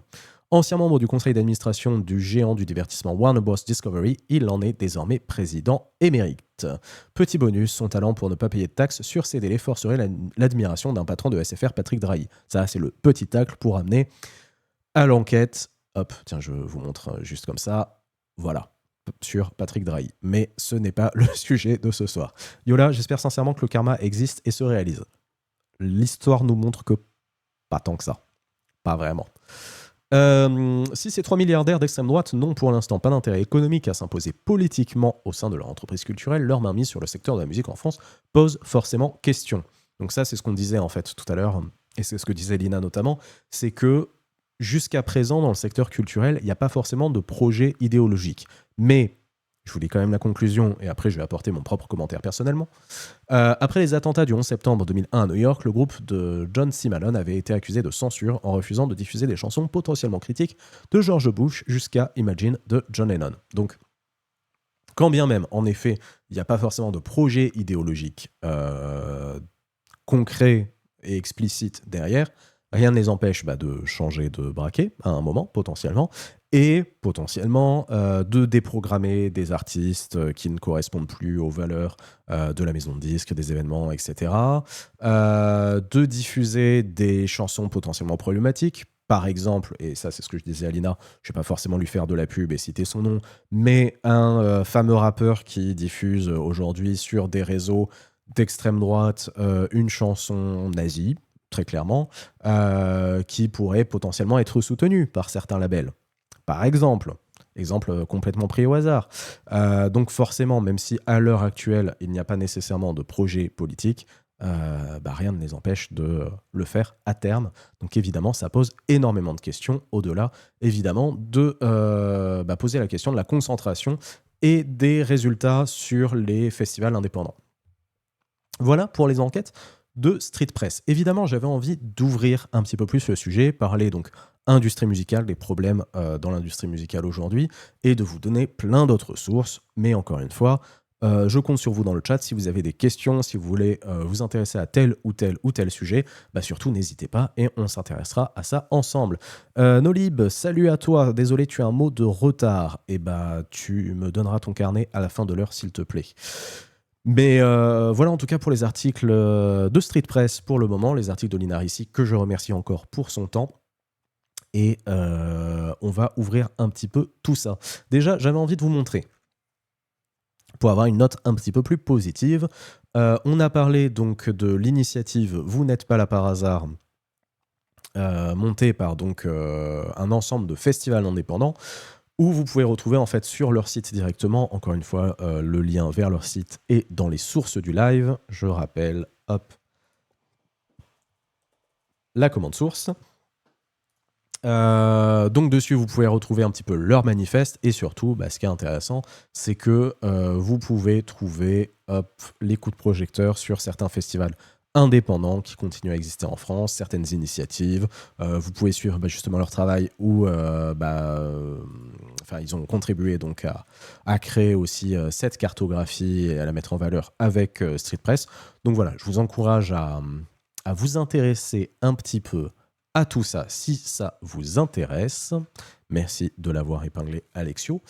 Mais j'aimerais revenir aussi assez rapidement sur la question des accointances politiques et l'industrie musicale, pour revenir très rapidement, puisque soit vous l'avez, peut-être que vous l'avez oublié, ou en tout cas vous n'êtes pas forcément intéressé à ça, peut-être, je ne sais pas, à Spotify, puisque on se souvient peut-être, en début d'année, des critiques qui ont pu être faites sur le leader mondial du streaming musical Spotify, après, petit article des Inrock, ce don de $150,000 pour la cérémonie après l'élection de Donald Trump, la cérémonie d'investiture, où ils avaient notamment invité énormément de podcasteurs, de créateurs de contenu de podcasts pro-Trump pour organiser une petite soirée, comme ça, une petite fête sympa. Donc, je vous lis quelques extraits si vous n'aviez pas ces infos en tête. Article de France Info, porosité avec Donald Trump, mise en avant de faux artistes, faible rémunération, Spotify affronte une pluie de fausses notes. Le leader mondial du streaming musical qui n'a jamais été aussi rentable, donc encore une fois, c'est pas une question de problème économique ou machin, ils n'ont jamais été aussi rentables, est pointé du doigt en ce début d'année. Qu'est-ce que tu dis, Alexio ? Je suis justement passé de Spotify en disant en ce début d'année, mais j'ai appris que c'était pas vraiment mieux. Non, apparemment, Deezer, c'est pas vraiment mieux. Personnellement, après être passé de Spotify à Tidal, maintenant je suis sur Qobuz. Je sais pas si c'est forcément mieux, mais de ce que j'en sais, c'est à peu près les moins pires. Mais bon, voilà. Team Qobuz aussi. Écoute, voilà, on va créer un chat de Qobuzers. Jusqu'à la prochaine dinguerie. Peace Bandit, salut à toi. Ici, on est passé chez Qobuz. Voilà, en fait, tout le chat de la chaîne est sur Qobuz apparemment. Not a sponsor. C'est pas de la pub, mais bon, en tout cas, ça marche aussi. Et je le rappelle parce que je l'avais mis d'ailleurs je l'avais mis sur mes réseaux sociaux. Si jamais vous passez d'un service de streaming à un autre et que vous avez peur de perdre vos playlists, et ça se comprend parce que parfois on passe des années à faire une playlist, vous avez des services qui vous permettent, alors j'allais dire semi-gratuitement parce que vous pouvez faire leur version d'essai et annuler très rapidement, et donc de ne rien payer, pour transférer toutes vos playlists d'un service à l'autre. Donc n'hésitez pas si vous voulez tester un service. Peace Bandit, tu dis très cool leur concept de magazine dans l'appli. Ouais, en effet, ils ont un côté assez éditorial. Qobuz en a un intégré, je crois, non. Alors, il te propose un truc intégré, mais il n'est pas propriétaire, si je dis pas de bêtises. Il passe par... alors, j'ai plus le nom du truc, mais bon, il passe par un service. Et je vous laisserai vous renseigner si ça vous intéresse, parce que, encore une fois, je suis pas là pour faire de la pub non plus. Mais en tout cas, voilà, de ce que j'en sais, Cobuzz, c'est un peu les moins pires à l'heure actuelle. Et bah, pour l'utiliser depuis plusieurs mois, c'est pas mal. Et c'est français. Et je sais d'ailleurs que leur service client répond assez vite parce que je leur ai envoyé un petit message récemment parce qu'ils n'ont pas de gestion sur les montres connectées. Et bah, du coup, ils m'ont répondu en quelques heures pour me dire voilà, on se penche dessus. Et voilà. Gros plus de Cobuzz, la qualité du son. Après, c'est le cas de beaucoup. Hein. Aujourd'hui, tu as énormément de services de streaming aujourd'hui qui vont vers la haute résolution. Mais bon, voilà. Chacun décidera sur son temps libre de comment il veut consommer sa musique. Donc je disais, pardon, certains utilisateurs et quelques artistes ont tiqué quand le journal Spotify est un des pires services niveau qualité du son. Oui, très clairement. Quand le journal suédois Dagens Nyheter a révélé mardi 21 janvier que la plateforme avait versé 150 000 $ pour la cérémonie d'investiture de Donald Trump, les géants Apple et Amazon, parmi les principaux concurrents de Spotify, ont eux donné $1 million pour l'événement, rapporte CBS. Cela s'inscrit dans le cadre du travail que nous effectuons dans les capitales du monde entier pour faire avancer nos questions politiques, quel que soit le pouvoir en place, s'est contenté de répondre l'un des créateurs du groupe. La veille du grand raout du nouveau président américain Donald Trump, d'Elon Musk et consorts, l'entreprise suédoise s'est fendue d'un brunch de la victoire pour célébrer le pouvoir des podcasts au cours de l'élection. Une référence claire à la tête de gondole de la boîte, Joe Rogan, hôte d'un podcast ultra-conservateur, anti-vax, et un rien complotiste débauché sur le leader du marché du streaming audio moyennant $100 millions quelques années plus tôt. C'est ainsi, à ce micro, que Mark Zuckerberg, le patron de Facebook, a entériné son visage masculiniste. De quoi faire déchanter le syndicat United Musicians and Allied Workers qui s'est ému sur X de ces entreprises et leurs PDG ultra riches qui ne se soucient pas des artistes qui font tourner leur entreprise, mais d'être toujours plus proches du pouvoir oligarchique de Trump. Je n'ai pas vous lire l'article en entier, c'était pour vous replacer un petit peu dans ce contexte et parler encore une fois des valeurs dans l'industrie musicale. Très rapidement aussi, là, c'est aussi la question des faux artistes, et notamment, il y a eu pas mal de révélations par rapport au fait que Spotify utilise notamment énormément l'IA pour créer en fait des faux artistes et donc continuer à alimenter du contenu. Et que évidemment, et ça si vous avez été ou si vous êtes utilisateur de Spotify, vous avez peut-être vu que finalement la logique algorithmique de Spotify est beaucoup moins transparente et beaucoup moins personnalisée que ce qu'elle laisse sous-entendre.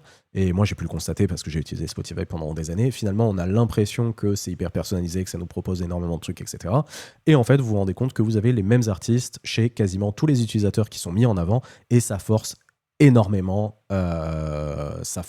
certains artistes qui vont tourner en boucle. Donc finalement, on est moins dans une logique de curation qui normalement est le principe, l'avantage de ces services de streaming, et plus dans une logique finalement un petit peu de radio acquis par des labels qui mettent en avant en fait les artistes qui veulent mettre en avant, quoi. Yola, tu dis le mode aléatoire n'est pas du tout aléatoire et ne se révèle pas d'ailleurs sur Spotify. Voilà, c'est globalement ce que je voulais dire. Alexio, les animations du dernier Spotify Wrapped étaient aussi faites en IA, non? Alors Yola, tu dis oui, je n'ai pas l'information sûre et certaine, mais c'est très probable. Voilà, et donc énormément d'artistes, dont Björk, qui déclare Spotify est probablement la pire chose qui soit arrivée aux musiciens, en parlant aussi évidemment rémunération, mise en avant des artistes, etc. Donc vous avez cet article que vous pouvez retrouver dans les sources. Vous avez également cet article des Inrock qui revient donc sur... d'ailleurs qui est pratiquement un copier-coller de l'autre article. Est-ce que c'est le même Attendez. Parce que Louise Lucas... Je vais juste faire une vérification. Est-ce que c'est... Pardon. France Info, Spotify, pardon. Est-ce que c'est la même... Non, là c'est Pierre Godon. Qui a copié sur qui? 31 janvier. Et 23 janvier. J'ai l'impression que France Info a un peu copié sur les Inrocks parce que, comme vous pouvez voir, c'est pratiquement le même article. C'est les mêmes citations, c'est c'est la même structure. Bon, après, attention, je ne vais pas forcément crier au plagiat de suite parce que c'est courant dans des entreprises qui ont des entreprises de presse qui ont des liens d'avoir justement une sorte de bâtonnage des articles pour faire des déclinaisons. Mais quand même, quand même, là je vous avoue que bon, bref, c'est pas du tout le sujet, mais vous pouvez voir que parfois ça arrive aussi l'uniformisation dans la presse. Ça pue les agences genre 6 médias, ça. Oui, oui. Mais cite tes sources quand même. Bah ouais, mais bon, il y a des pratiques comme ça dans la presse. C'est pas le sujet de ce live, hein, mais comme vous pouvez voir, justement, on parlait d'uniformisation, de concentration, de tout ça. Là, vous pouvez voir que globalement, se rapprocher du pouvoir oligarchique, parler de Joe Rogan, de Zuckerberg, etc. Ouais, on est quand même sur des trucs très très similaires. Mais bref, euh, si vous voulez, on parlera de 6 médias un jour. J'ai des gens qui ont des témoignages. Dont voilà, Nolib, mais j'en ai d'autres aussi. Bref. Donc voilà, c'était une petite parenthèse pour parler aussi Spotify, valeurs, etc. Je vous invite aussi, là on va pas forcément le voir dans ce live, mais c'est dans les sources si vous le souhaitez. Ça pourrait faire un sujet intéressant néanmoins. Oui, non, mais on peut en parler sur un prochain live des agences genre 6 médias, etc. Et encore une fois, je peux faire venir des gens qui auraient des témoignages dessus, donc je note, petit post-it. Donc je vais pas forcément revenir sur ce sujet puisqu'on en a déjà parlé, mais si vous voulez un complément d'information sur la baisse des subventions dans la culture, qui contraint donc, comme on l'a indiqué, des salles de concert, des festivals, à annuler des dates, à licencier, qu'il y a énormément de reports, etc., par manque de financement. On le rappelle évidemment, le secteur culturel et forcément le secteur culturel indépendant est en grande souffrance aujourd'hui parce que baisse de subventions, un secteur de plus en plus concentré, concurrentiel, etc. Et donc forcément une crainte de voir énormément de festivals indépendants et donc potentiellement d'artistes indépendants aussi disparaître par rapport à cette situation, d'où l'importance aussi de protéger, comme disait Lina, notre modèle français, un petit peu, qui valorise aussi l'exception culturelle et la subvention culturelle pour un accès à la culture populaire. Voilà. Ensuite, du coup, je vous ai mis pas mal de ressources sur plusieurs choses, mais je voulais aussi revenir sur un autre sujet qui n'est pas directement lié, mais puisque je voulais faire tout un sujet sur l'industrie musicale et qu'on parle notamment des festivals et des valeurs par rapport à ces festivals, il y a eu énormément d'enquêtes ces dernières années sur les VSS, les violences sexistes et sexuelles en festival, sur les agressions et la position de ces certains festivals. Alors, je vous ai mis pas mal de sources, notamment par rapport au Hellfest et par rapport au festival de métal. Évidemment, ce ne sont pas les seuls festivals concernés et tous les genres sont concernés, toutes les structures sont potentiellement concernées. Mais c'est vrai qu'il y a eu énormément de révélations, notamment par rapport au Hellfest ces dernières années. Donc si ça vous intéresse, on peut voir un petit peu quelques articles par rapport à tout ça parce que ça explique assez bien pour moi à la fois la position par rapport à la programmation, de qui on programme, comment on programme, etc. Les problèmes de VSS au sein de ces festivals et surtout la réponse qui est apportée quand il y a des critiques. Donc vous avez toutes ces sources dans l'onglet sources, mais si vous voulez, je peux vous commencer un peu à vous lire. Alors, peut-être parce qu'il y a un truc de Street Press aussi. Là, on a Mediapart. Alors, pardon, je prends un peu dans le désordre. Je vous encourage, si ça vous intéresse, n'hésitez pas à me dire d'ailleurs si vous voulez que je lise une partie de ces enquêtes ou si un article vous intéresse plus qu'un autre ou pas, mais sinon je vais passer assez vite. Mais si vous voulez faire la lecture de votre côté avec l'onglet sources, je vous encourage d'abord donc à lire cette enquête de Mediapart, un Hellfest qui tourne au Disneyland, comment le métal se transforme en or, avec le business model qui est le premier volet de l'enquête de Mediacité sur le Hellfest, et donc comment c'est devenu une énorme usine Afrique et toute l'industrie en fait qu'il y a derrière. Pour enchaîner sur... Alors, vous avez potentiellement Luma, Libé, encore Libé, mais pas que sur le Hellfest et sur le festival de métal, et Street Press sur à la fois... Alors, d'abord, je vais m'intéresser à ça. Le Hellfest programme des artistes condamnés pour des VSS. Tommy Lee, condamné pour avoir frappé Pamela Anderson, et Tim Lambesis, qui voulait faire assassiner son épouse, sont à l'affiche de la prochaine édition du Hellfest. La direction joue, sans rire, la carte de la réinsertion. Je vous laisserai lire cet article donc sur les programmations qui posent question au Hellfest pour enchaîner donc sur la question des agressions.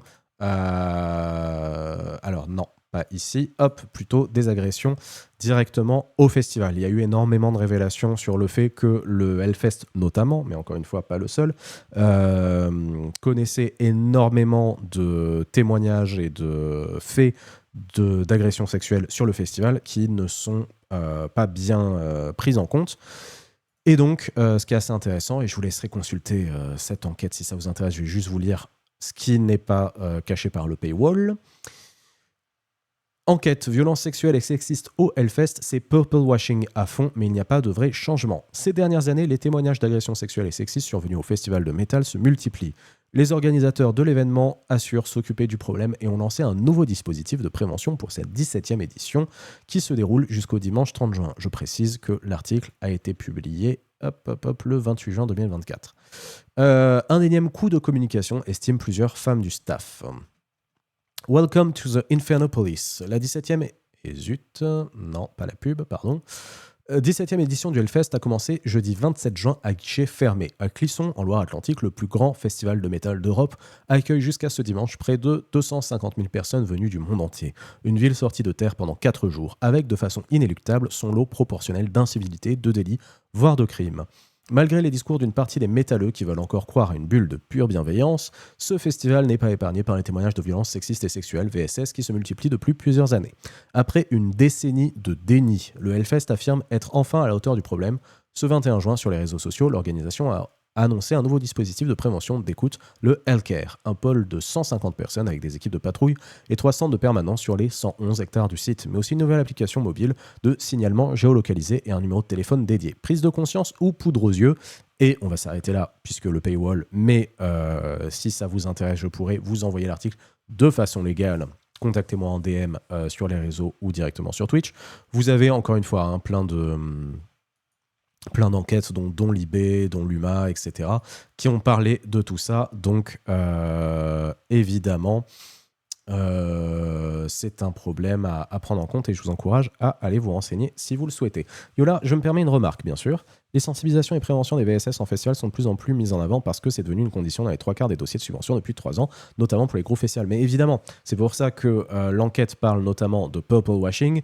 C'est qu'il y a à la fois le côté, on ne veut pas effrayer les gens qui viendraient, et forcément c'est aussi une question politique, économique, etc., qui permet de continuer à faire ce qu'ils font, de se donner une bonne image, mais donc d'où le terme de purple washing, de mettre un beau vernis de lutte contre les VSS, de féminisme, d'ouverture, d'inclusion, etc. Mais finalement, comme on peut voir, il y a assez peu de choses concrètes qui sont faites.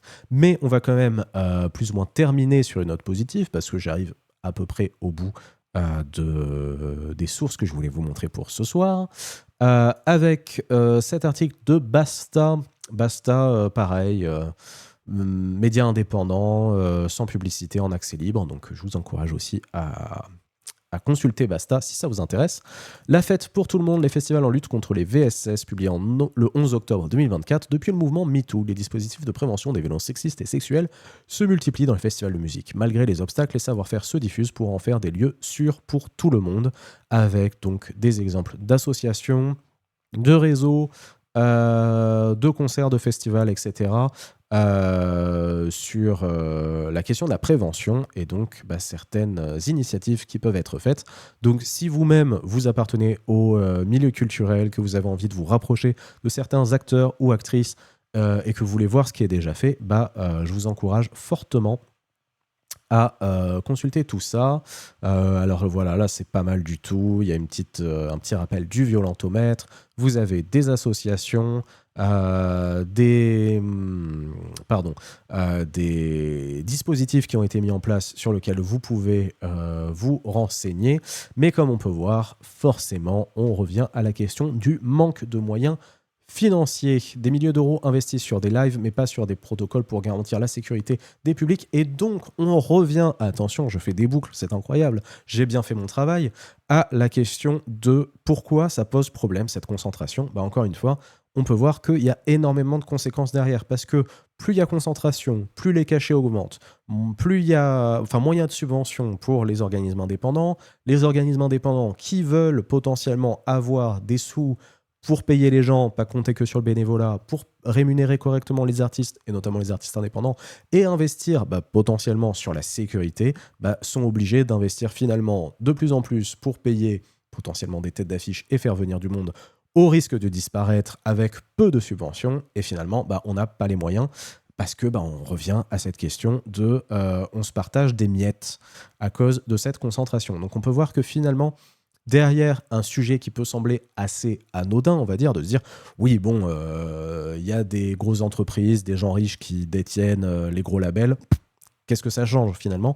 On peut voir que finalement, il y a toute une échelle de conséquences derrière. Il y a un effet boule de neige sur toute l'industrie musicale et toutes les personnes concernées derrière ces événements, les artistes, les festivals, etc. Et donc forcément, ça a énormément de conséquences.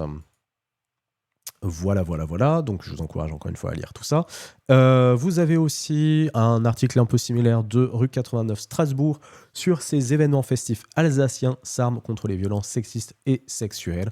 Donc, avec d'autres exemples, donc là, cette fois, localisés en Alsace. Donc, je vous encourage aussi à vous en renseigner dessus. Et enfin, Paris Match Belgique, plusieurs festivals wallons attentifs aux accusations visant les artistes. On peut clairement se passer de programmer des agresseurs potentiels. Les festivals wallons se montrent vigilants face aux artistes accusés de violences sexistes et sexuelles, avec donc cette question de la programmation et comment on peut continuer finalement à faire des festivals sans forcément programmer des agresseurs.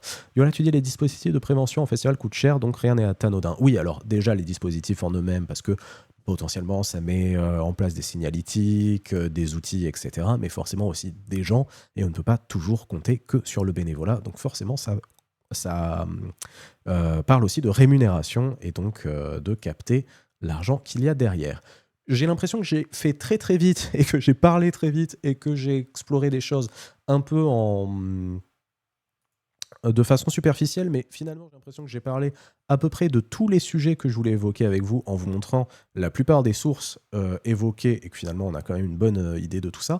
Mais finalement, on est à combien de minutes de live ? En 1h20 de live, j'ai à peu près fait le tour de ce que je voulais dire. Donc, est-ce qu'il y a des questions, des remarques ? Est-ce qu'il y a un autre sujet sur lequel vous voulez aller ? Est-ce que vous voulez que je revienne sur un article que j'ai passé à l'écran, mais que j'ai pas lu, sur lequel on n'est pas arrivé, si ça vous intéresse.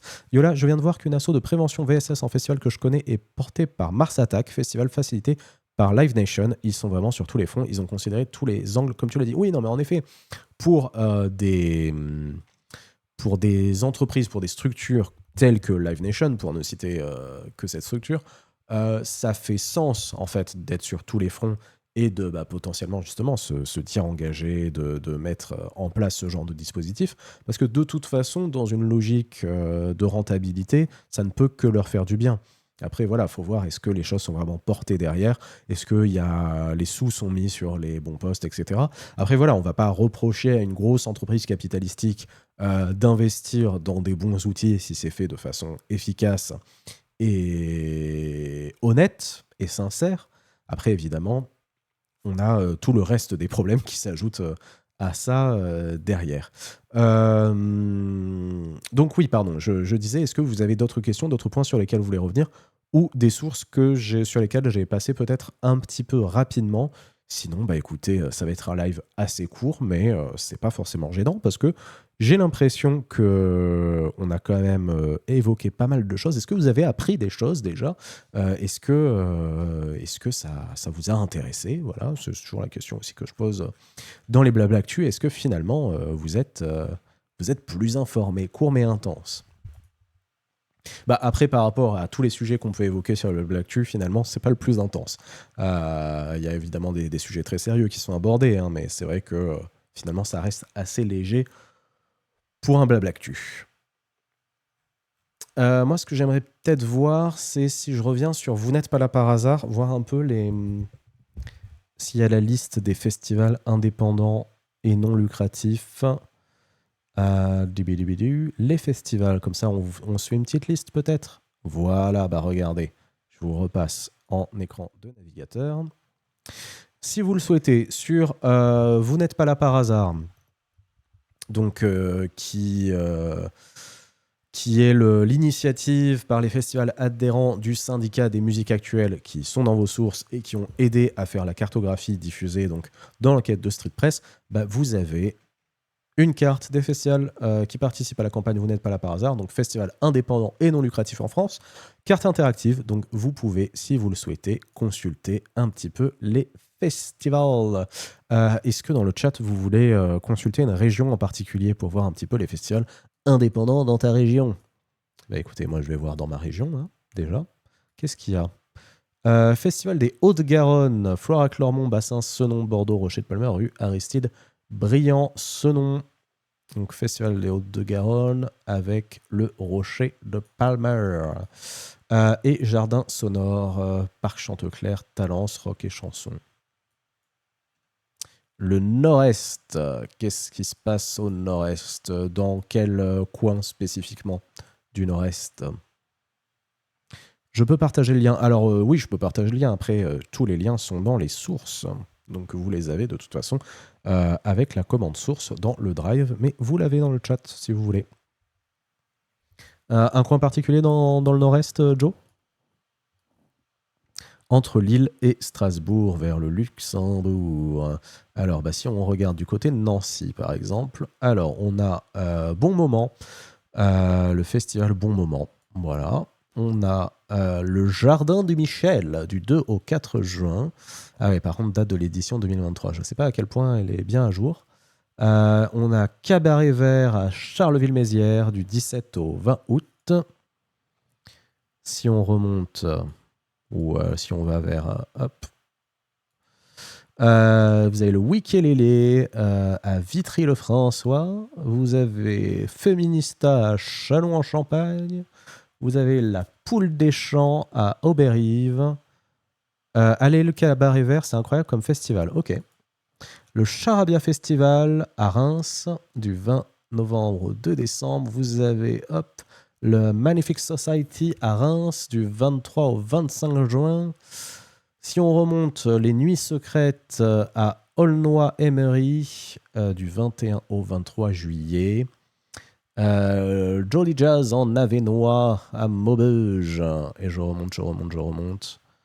Jusqu'à hop, le festival plein air à Douai. Voilà. Cabaret Vert Mansion. Des noms de festivals qui donnent envie, en tout cas. Mais oui, tout à fait. Moi, j'ai envie de voir si on est un peu là, voilà, dans le centre de la France. Bah, vous avez l'Abordé à Vieur. Non, pardon, vous avez l'Adra Trans Festival. Vous avez les Intemporels, donc voilà, vous pouvez voir, il y a plein de festivals indépendants, à but non lucratif, etc. Un peu où que vous soyez. Voilà, donc bah, je vous laisserai consulter cette carte si vous le souhaitez. Après, encore une fois, c'est la carte des festivals adhérents du syndicat des musiques actuelles. Donc forcément, il y a très probablement d'autres festivals aussi indépendants. Mais là, c'est les adhérents. Et d'ailleurs, je vais peut-être vous lire un petit peu le manifeste, ça peut être intéressant. Nous, festival adhérents du SMA, sommes divers par nos histoires, nos projets artistiques, nos tailles, nos réalités territoriales. Cependant, nous partageons une même préoccupation pour l'accueil des publics et l'accessibilité de nos événements, une même ouverture vers les populations de nos territoires et plus largement dans toute leur diversité.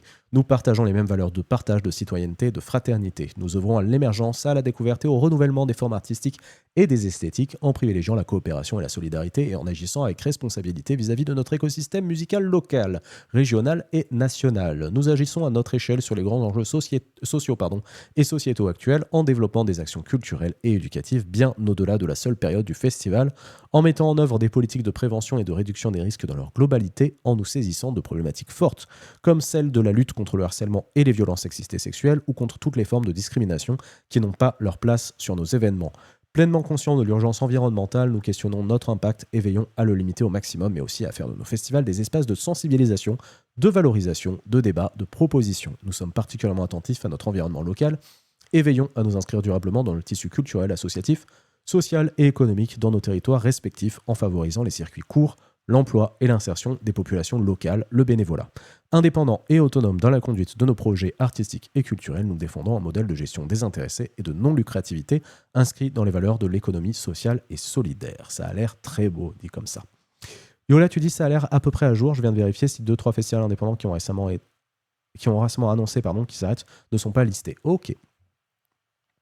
Et comme vous pouvez voir, là, vous avez un peu une liste des premiers festivals engagés dans la démarche. Donc, en tout cas, en période presque estivale, en tout cas, on commence à prendre nos places, généralement, pour les festivals. N'hésitez pas, justement, maintenant, avec tout ça en tête, à vous renseigner si c'est un sujet qui vous intéresse, que vous portez à cœur, si vous allez en festival, finalement, qu'il y a derrière. Est-ce que vous pouvez aller dans des festivals à petite échelle, indépendants, peut-être à but non lucratif, qui permettent justement de soutenir aussi des projets culturels? Est-ce que vous avez des choses intéressantes à côté de chez vous? Est-ce que ça vous permet aussi de découvrir de nouveaux artistes, potentiellement des artistes indépendants? Parce que c'est toujours important aussi, quand on veut l'ambiance festival, de se dire finalement, je vais pas aller voir que des grosses têtes d'affiche et ça va pas me coûter 400 € pour 3 jours. Finalement, est-ce que vous n'avez pas un petit festival à côté de chez vous, pas très cher, intéressant, qui soutient un beau projet? Donc j'espère en tout cas que ce live vous a permis d'être plus informé, d'avoir appris des choses et potentiellement d'aller vers des choses plus intéressantes à l'avenir pour votre consommation culturelle. Voilà, on arrive à la fin de ce live, à part s'il y a d'autres questions, remarques, témoignages, sources, etc. Mais si on finit sur ça, eh bien, je vous indique à nouveau qu'on se retrouve vendredi pour un nouveau live gaming où on va découvrir, et j'ai extrêmement hâte de ça, le deuxième volet de Duck Detective. On a déjà joué au premier ensemble sur la chaîne, ça vous a beaucoup plu, c'était extrêmement sympathique. Le nouveau volet sort demain. Donc, on aura la chance de pouvoir y jouer dès le lendemain de sa sortie. C'est incroyable. On est au taquet sur l'actu vidéoludique. Donc, j'ai hâte de découvrir ça avec vous. J'espère que vous serez nombreux et nombreuses pour ça. Je vois que vous êtes déjà à fond dans le chat. Et évidemment, on ne va pas se quitter sans un petit raid. Qui on peut raid ce soir? Alors, il faut juste que j'arrive à m'en sortir avec toutes mes fenêtres. J'en ai beaucoup trop d'ouvertes. Calmez-vous. Qui stream ce soir? Alors, on a Jelly qui fait sa première découverte du jeu South Midnight, jeu qui avait l'air hyper intéressant. Donc pourquoi pas. On a Glittery Glitch qui stream aussi, qui joue à Fantasy Life The Girl Who Steals Times. Très bien. Je me crois d'ailleurs que Glittery Glitch stream dans le cadre de Stream for Palestine, mais je suis pas certain. Joe, tu dis c'est moi ou l'image bug? Ça a pas l'air de bugger chez moi, je sais pas. Ah, ok. Bon, désolé pour le bug. On va bientôt se quitter. Il y a David Kaiden qui stream Karma The Dark World. Pas mal de gens qui streament ce soir, dis donc. J'ai l'impression que Alexio, tu as utilisé trop de quack parce que ça t'affiche le tag de l'émote plus que voilà. Est-ce que vous voulez partir chez Jelly, chez Glittery, chez David Kaiden, les amis? Je vous laisse décider avant de nous dire au revoir et de conclure ce live. En tout cas, merci. Ça glitch entre la caméra et l'écran d'attente du début. Ah ouais, ok. Bah étrange, pourtant je suis bien sur la scène Death Chatting. Ok, je sais pas pourquoi. Bah désolé pour ça, mais bon. Tant qu'il y avait le son, voilà. De toute façon, on va se quitter. Il n'y a pas eu de gros problèmes techniques dans le live, et c'est le premier live depuis une semaine, je crois, où il n'y a pas de gros problèmes techniques. Donc déjà, on s'en estime heureux. Mais on va se quitter donc sur un raid pour gagner plus de tac au point et peut-être gagner assez de tac au point pour avoir votre nom sur le mur. Mais donc, est-ce que vous voulez partir chez Jelly, chez Glittery ou chez David avant qu'on se dise au revoir et à vendredi? Jelly et son nouveau jeu, ok. Bah donc en plus South of Midnight qui a l'air vraiment très sympa comme jeu sur qui prend comme décor en fait le folklore du sud des États-Unis, le bayou, les marais, tout ça. Donc ça peut être très sympa. Encore une fois, n'hésitez pas à rester vraiment pour les raids, au moins pour faire un coucou. Ça aide les streamereuses et ça vous fait gagner des tacs au point. Sur ce, je vous dis à très bientôt. Alors attendez, je vais quand même nous mettre une petite musique de fin. J'ai jamais fait une conclusion aussi longue. C'est très lent.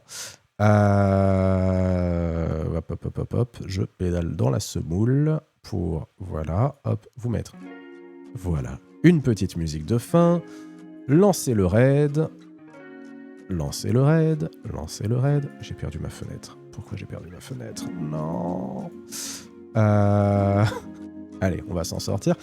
Donc lancer le raid et vous dire à très bientôt les tacos. Je vous souhaite une très bonne soirée/journée pour nos amis québécois. À très bientôt.